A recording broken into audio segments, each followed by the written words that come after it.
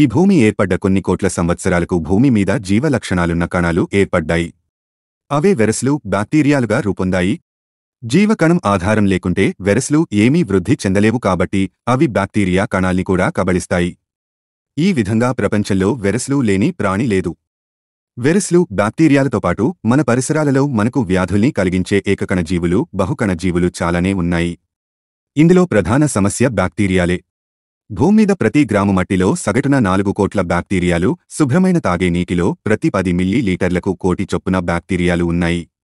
మొత్తం ప్రపంచంలో ఉన్న అన్ని రకాల జంతు, వృక్షజాతుల జనాభా కన్నా బ్యాక్టీరియాలే అధికం. ప్రతి మనిషిలోనూ సుమారు 10 లక్షల కోట్ల మానవజీవ కణాలు ఉండగా ప్రతి వ్యక్తి శరీరం మీద ఉండే బ్యాక్టీరియాల సంఖ్య వాటికి 10 రెట్లు ఎక్కువ.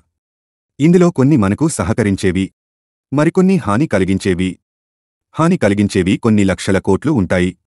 మనం బతికున్నంత కాలం శరీరంలో ఉన్న రక్షణ వ్యవస్థ వీటిమీద సైన్యంలా దాడి చేస్తూ మనల్ని కాపాడుతుంది.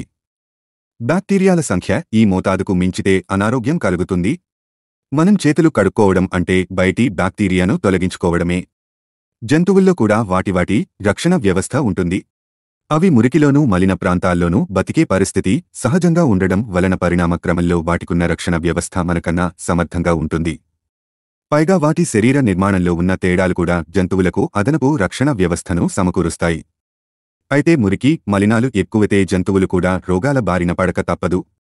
హాయ్ ఫ్రెండ్స్, ఇలాంటి వీడియోస్ మరిన్ని ఫ్రీగా చూడడానికి ఛానల్ని సబ్స్క్రైబ్ చేసుకోండి. అలాగే పక్కన ఉన్న గంట సింబల్ని నొక్కి పెట్టుకోండి.